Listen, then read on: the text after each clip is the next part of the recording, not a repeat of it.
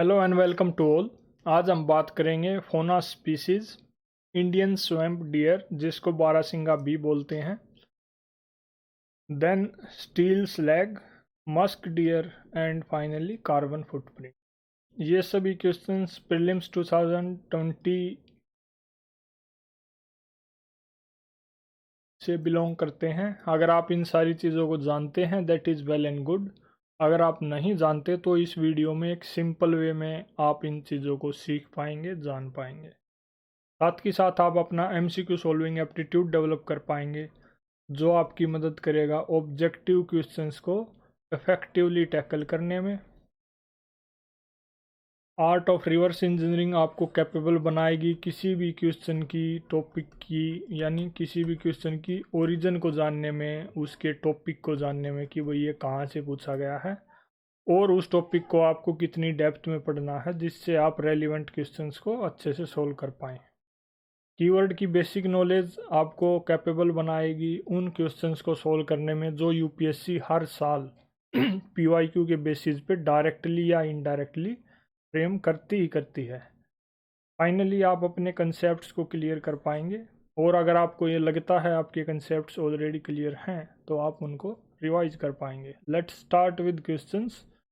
Number 1, with reference to India's biodiversity, Ceylon frogmouth, coppersmith barbet, grey-chinned minivet, white-throated redstart are, मतलब ये 4 species आपको दे रखी हैं, 1, 2, 3 and 4, और ये पूछ रखा है कि भाई इनमें से ये कौन सी कैटेगरी से बिलोंग करते हैं। बर्ड्स हैं, ये प्राइमेट्स हैं, रेप्टाइल्स हैं, amphibians.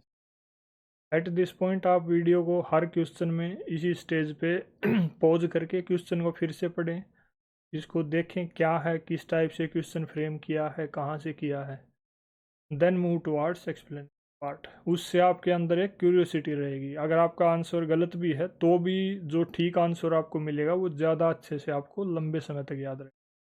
Correct answer in this case is birds. ये सभी जो हैं बर्ड्स की कैटेगरी में है।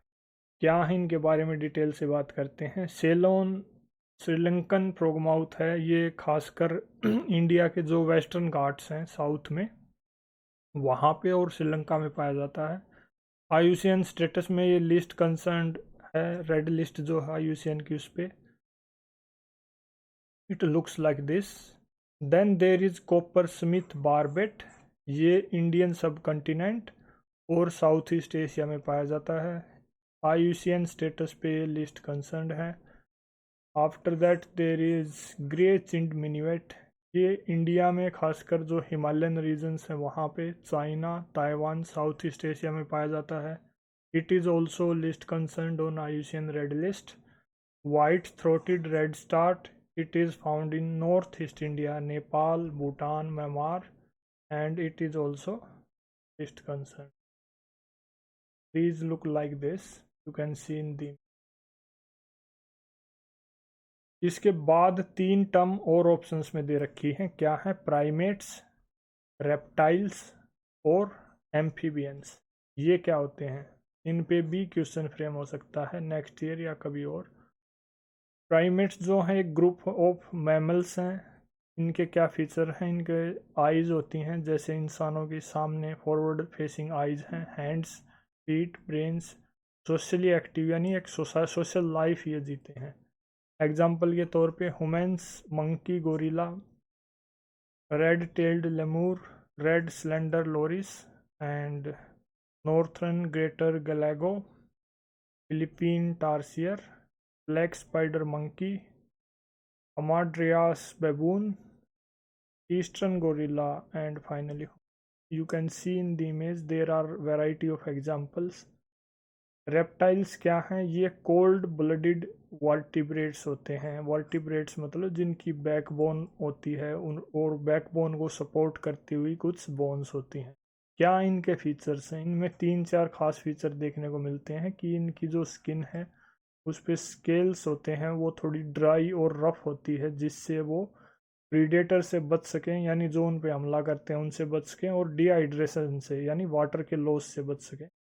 ये एक्टोथर्मिक होते हैं नेचर में। एक्टोथर्मिक से मतलब ये है कि इनको अपनी बॉडी का टेम्परेचर रेगुलेट करने के लिए एक्सटर्नल सोर्सेज की ज़रूरत पड़ती है। जैसे अगर बॉडी का टेम्परेचर इनको बढ़ाना है तो ये सनलाइट में चले जाएंगे, अगर कम करना है तो ये ज़मीन के नीचे खोद कर चीज़ों को बोरो करके वहाँ घुस जाएंगे।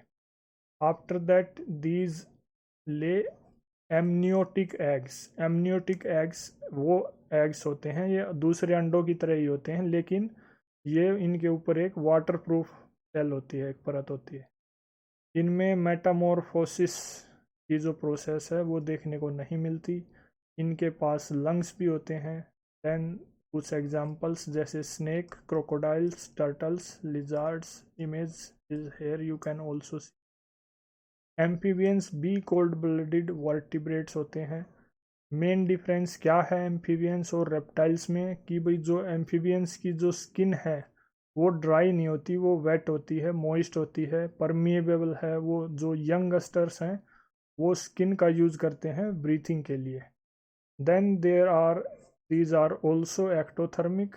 मेटामॉर्फोसिस की प्रोसेस से ये गुजरते हैं। मेटामॉर्फोसिस की प्रोसेस से मतलब क्या है कि जब ये पैदा होते हैं initially they live in aquatic larvae, then later on they transform into adults जिनके लंग्स होते हैं। जब तक ये लार्वे में होते हैं ये they breathe through their skin.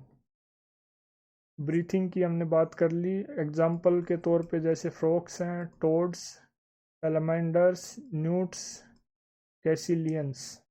These are the images of few amphibians. Moving to the next question, which one of the following protected areas is well known for the conservation of a subspecies of the Indian swamp deer, barasingha जिसको बोलते हैं, that thrives well on hard ground and is exclusively ग्रामिनिवोरस। क्या पूछ रखा है, कौन सा protected area, नीचे 4 प्रोटेक्टेड एरियाज दे रखे हैं, ऐसा है जहां पे इंडियन स्वैम्प डियर को कंजर्वेशन के तौर पे वो इजीली वहां पे अच्छे से रहता है। A Kanha national park, Manas national park, Mudumalai wildlife sanctuary, Tal Chhapar wildlife sanctuary. Correct answer in this case is A Kanha national park. Kanha national park के साथ साथ बाकी इन तीनों को भी हम पढ़ेंगे। इंडियन स्वैम्प डियर बारासिंगा के बारे में अगर आपको जानना है, that is already discussed in lecture number 4 question number 1। Link will be given in I button.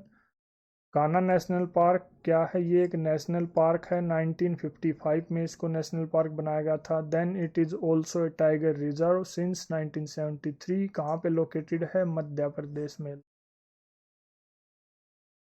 Then Kanha area जो है उसको 2 प्रोटेक्टेड एरिया में डिवाइडेड कर रखा है। कौन कौन से, हेलो एंड बंजर। एरिया इसका टोटल कितना है, 940 kilometre square. It is largest national park in the state of Madhya Pradesh. Main fauna यहाँ आपको देखने को मिलेगा Bengal tiger, barasingha, leopard, sloth bear, dhole. It is the first tiger reserve in India जहाँ पे बूर सिंह द बारासिंगा को इंट्रोड्यूस किया गया था। फ्लोरा के तौर पे यहाँ आपको साल ट्रीज और दूसरे मिक्स्ड फॉरेस्ट ट्रीज देखने को मिलेंगे। In the map you can see it is located there is the map of MP, Madhya Pradesh. Then Manas national park के बारे में ऑलरेडी बात हो चुकी है लेक्चर नंबर 14 में, question number 5। Link will be given in button. Mudumalai national park के बारे में भी लेक्चर 15 में बात हो चुकी है। यहाँ एक और जो वाइल्ड लाइफ सेंचुरी दे रखी है, दैट इज़ ताल छपर वाइल्ड लाइफ सेंचुरी। ये राजस्थान की चूरू डिस्ट्रिक्ट में लोकेटेड है। यहाँ पे मेन फोना आपको ब्लैक बक्स देखने को मिलेंगे जिनको इंडियन एंटीलोप्स भी बोलते हैं। These looks like this, this is the male and these two are female.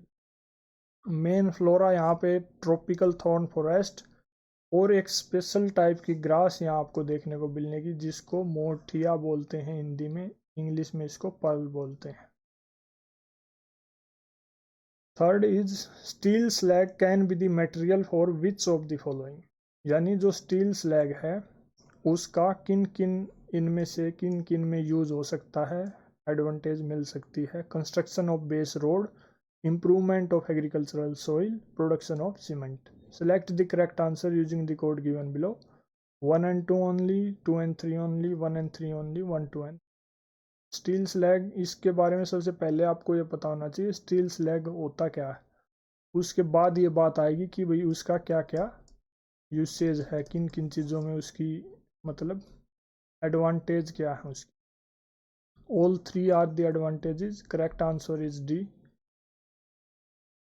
Steel slag को जानते पहले क्या है। स्टील स्लैग एक बाई प्रोडक्ट है। किस चीज़ का बाई प्रोडक्ट? जो स्टील मेकिंग प्रोसेस है, स्टील को बनाने की जो प्रक्रिया है उसके दौरान ये as a by product generate होता है। कैसे जनरेट होता है?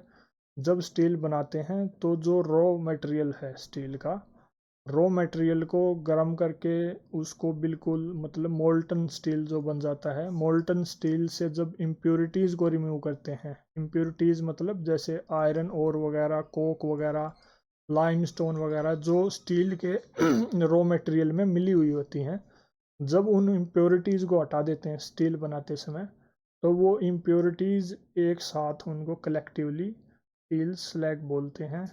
क्या क्या उसमें कंपोनेंट्स होते हैं? It is composed mainly of calcium, silicon, magnesium, aluminium oxides. ये दो टाइप का होता है mainly, basic oxygen furnace slag and इसको BOF स्लैग भी बोलते हैं। Then electric arc furnace slag, EAF slag. क्या मेन यूजेज हैं? कंस्ट्रक्शन के तौर पे इसको अलग अलग चीज़ों में यूज कर सकते हैं, जैसे रोड के बेस के लिए रेल रोड का ballast, concrete production, soil amendment में भी इसका यूज हो सकता है जिससे सोइल की फर्टिलिटी और प्रोडक्शन इंप्रूव होता है। मेटल्स भी इससे रिकवर की जा सकती हैं जैसे आयरन, मैंगनीज, क्रोमियम। एनवायरनमेंट के रेमेडिएशन और सीमेंट के प्रोडक्शन में भी it can be used. Next is which of the following are the most likely places to find the musk deer in its natural habitat, यानी नीचे 4 places दे रखे हैं आपको। these are also protected areas। इनमें से किस जगह मतलब मस्क डियर का एक नेचुरल हैबिटेट बोला जा सकता है? 1 या 2 3 जो भी जगह हैं। Select the correct answer using the code given below. 1 and 2 only, 2 and 3 only, 3 and 4 only, 1 and 4 only। Option से ये क्लियर है कि 4 में से 2 साइट्स ठीक हैं, 2 गलत हैं, क्योंकि हर ऑप्शन में 2 साइट्स आपको दे रखी हैं, 2 लोकेशन। तो correct answer in this case is A, 1 and 2 only। इस चीज़ को, इस क्वेश्चन को ठीक करने के लिए आपको सबसे पहले क्या पता होना चाहिए कि मस्क डियर क्या है, कहाँ ये पाया जाता है, इसका मतलब हैबिटेट कहाँ है, कैसे एरियाज में ये पाया जाता है। Then you will be easily able to mark it correct. Musk deer जो है वो उसका जो मेन हैबिटेट है माउंटेनियस एरियाज, जैसे साउथ एशिया के खासकर हिमालयाज, चाइना में भी ये बेहद ज़्यादा मात्रा में, मतलब मात्रा नहीं ज़्यादा संख्या में पाया जाता है। देन ये एक पॉइंट है कि हिमालयाज का अगर आपको पता है कि भाई हाँ ये हिमालयाज में पाया जाता है, तो आप देखेंगे दूसरी जो इनमें से वाइल्ड लाइफ सेंचुरीज या लोकेशन दे रखी है जो हिमालयाज में है उन्हीं में ये मतलब उन्हीं से रिलेटेड होगा। Those will be the correct answer, जैसे Askot wildlife sanctuary, Gangotri national park. इसकी जो हाइट है 50 to 70 सेंटीमीटर और लेंथ 80 to 100 सेंटीमीटर होती है। इसको मेन जो थ्रेट्स हैं वो ग्लोबल वार्मिंग और हैबिटेट लॉस से बेहद इसको खतरा फेस करना पड़ रहा है। Then there is Askot wildlife sanctuary. ये एक प्रोटेक्टेड एरिया है, कहाँ पे? एस्कोट टाउन में, जो पिथौरगढ़ डिस्ट्रिक्ट, यूके यानी Uttarakhand, not the United kingdom. Uttarakhand की जो पिथौरागढ़ डिस्ट्रिक्ट है वहाँ पे एस्कॉट वाइल्ड लाइफ सेंचुरी है। ये सेटअप किया गया था खासकर मस्क डियर और उसके हैबिटेट को प्रोटेक्ट करने के लिए। मस्क डियर के अलावा यहाँ पे आपको leopard, Bengal tiger, Himalayan jungle cat भी देखने को मिलेंगे। गंगोत्री नेशनल पार्क भी है, ये भी सेम स्टेट उत्तराखंड में ही है, उत्तरकाशी डिस्ट्रिक्ट में। यहाँ एक और स्पेशल चीज़ क्या है मस्क डियर के अलावा, ये जो गंगा रिवर की ओरिजिन है उसका गंगोत्री ग्लेशियर है वो इसी पार्क में है। In addition to this flora के तौर पे आप यहाँ देवदार, फिर स्प्रूस, ओक, रोडोडेंड्रॉन्स देखने को मिलेंगे। मस्क डियर के अलावा snow leopard, Asian black bear, Himalayan tahr, brown bear, ये सभी भी आपको देखने को मिलेंगे। Then there is Kishanpur wildlife sanctuary. ये दुधवा टाइगर रिजर्व जो है उसका पार्ट है। ये लखीमपुर खेरी डिस्ट्रिक्ट यूपी में है। This is the location, this is the map of UP and here it is located. This is Nepal, is UP in India। ये इस पॉइंट पे मतलब लोकेटेड है।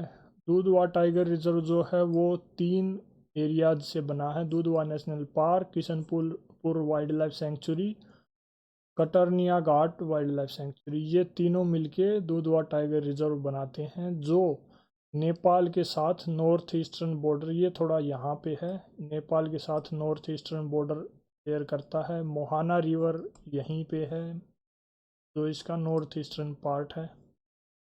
देन जो किशनपुर वाइल्ड लाइफ सेंचुरी है 1972 में सेटअप की गई, इसका टोटल एरिया 227 किलोमीटर स्क्वायर है। मेन फ्लोरा यहाँ पे देखने को मिलेगा डेंस डेसिडुअस फॉरेस्ट जैसे सोल, टीक, जामुन। फौना के तौर पे यहाँ tiger, leopard, swamp deer, hog deer, barking deer आपको देखने को मिलेंगे। Then there is Manas national park. Again ये बार बार आ रहा है आपके लिए, this is kind of homework. Comment में ये बताएं कि ये किस स्टेट में है। अगर आपने पहले वाले लेक्चर देखे हैं, नहीं देखे हैं तो सर्च करके बताएं Manas national park is located in which state.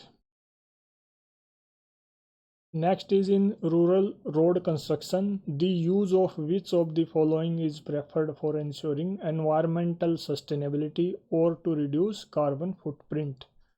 यानी कार्बन फुटप्रिंट को कम करने के लिए या फिर एनवायरमेंटल सस्टेनेबिलिटी को इंश्योर करने के लिए कौन कौन से प्रैक्टिसेस या टेक्निक्स इनमें से अडोप्ट की जा सकती हैं? Copper slag, cold mix asphalt technology, geo textiles, hot mix asphalt technology, Portland cement. Select the correct answer using the code given below. 1, 2 and 3 only, 2, 3 and 4 only, 4 and 5 only, 1 and 5 only.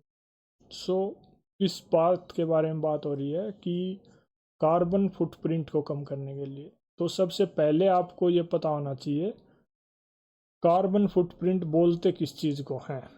ये एक major है किस चीज़ का कि total environment में कितनी carbon dioxide release हो रही है ह्यूमन एक्टिविटीज़ के द्वारा या फिर कार्बन से रिलेटेड जो कंपाउंड्स हैं उनका मेजर।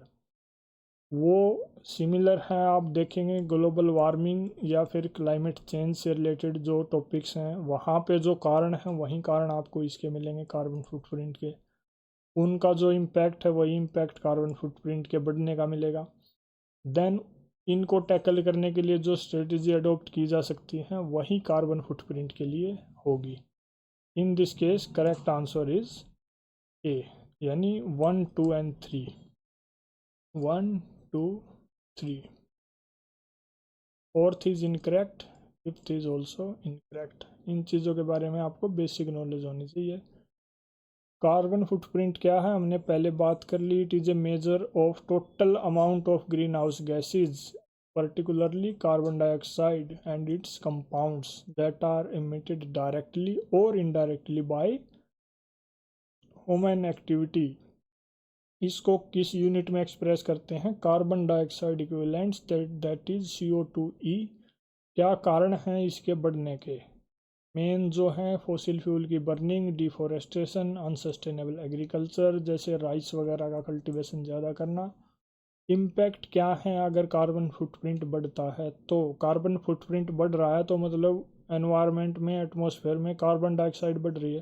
कार्बन डाइऑक्साइड बढ़ रही है तो climate change, global warming, biodiversity loss, environment degradation, ये सारी चीज़ें आपको देखने को मिलेंगी। Then there are some strategies कि जिनका यूज़ करके आप इसको रिड्यूस कर सकते हैं।